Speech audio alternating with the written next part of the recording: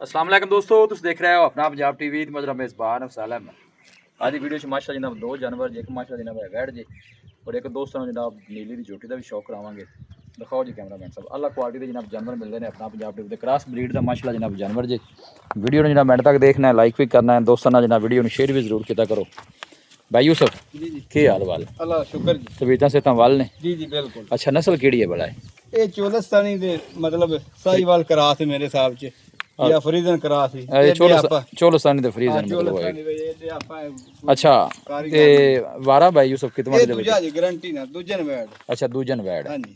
ते कितनी देर दी सुई थोड़ा छड़ के नु टोरो इन्हें मेरा मुला सट लिया जी। अच्छा हुन जिन्ना पाओगे उन्ना 2 दिन को ले मैं तकरीबन कोई 2 हफ्ते हो गए। हां बिल्कुल ओ बच्चियां दी खली इनु चलो छड़ के टोरो बच्ची दे कोल ले चलो चलो बच्ची भी बखाने रत्ती डब्बी मियां जी नवाई ते निकल आई। हां वीडियो लास्ट ना छोड़ नौचाई नाप गई है साफ निकले। बच्ची ना लो चेक कर बच्ची भी माशाल्लाह जेडी इनके पीछे ने जनाब वो भी बड़ी लाजवाब। होना कितनी धुप्पे हां जी आ वेले धुप्पे खड़ी कोई है सी टेंशन। हां टाइम भी जनाब ए देखो 2:11 मिनट 11 मिनट दे ये फुल इस टाइम धुप्पे फुल बिल्कुल कोई परवाह नहीं गर्मी पट्ठे दी जिन्ने पाओ खा खा ते ढोल नहीं बनी खड़ी। बिल्कुल इसी तरह मेरा कोई मुंडे शक सट ले उन्हें दुध सारी पावर ते लेना बच्ची ने खड़ा करया जी। अब बच्ची ना देख मगर कैसी लो जी बच्ची भी माशाल्लाह क्या बात है बड़ी सोहनी जनाब बच्ची जी। अच्छा थना शना दी क्लियर निकली? मैं ना भी हुन इन्ने दिन चूंदे पे माशाल्लाह बढ़िया चुवाइयां ने। लो जी मौके दा भाई अपनी चुआई भी जनाब कर सकदा है। अच्छा मिल्किंग कितनी है भाई यूसुफ? देखो नजर आने पैन ठीक अहीं ले आओ इधर ए साइड ते।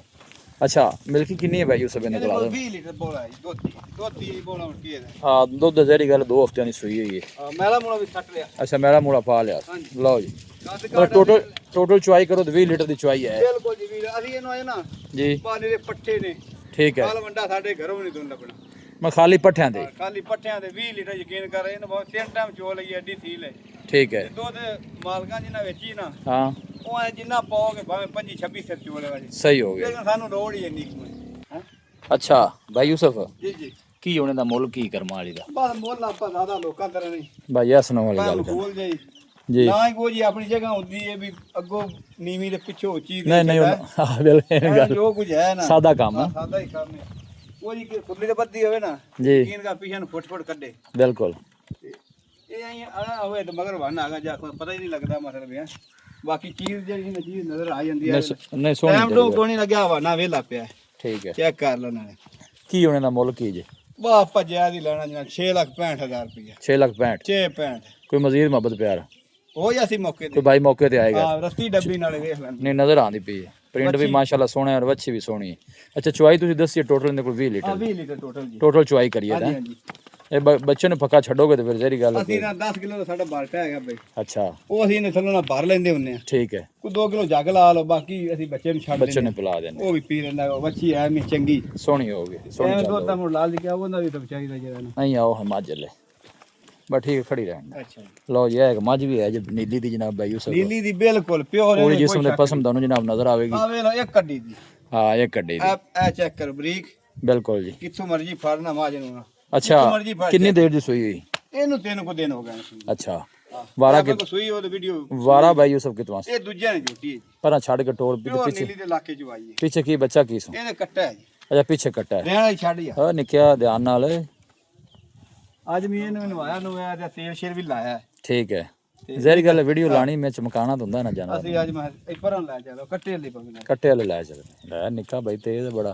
ਨਹੀਂ ਉਹ ਇਹਨੂੰ अच्छा थना दी क्लियर है दूसरा भाई? ਮੈਂ ਆਣਾ ਵੀ ਬੜੀ ਸੋਹਣੀ ਚਵਾਇਆ अच्छा ਤੇ ਤਿੰਨਾਂ ਕੁ ਦਿਨਾਂ ਦੀ ਸੂਈ ਥਲੇ ਨਾ जी ਬੋਲਾ ਵੀ 12 13 ਲੀਟਰ ਠੰਡਾ ਹੈਗਾ। अच्छा है कट्टा है ਆ ਕੱਟਾ ਹੀ ਆ ਵੇਖ ਲੈ ठीक हो गए।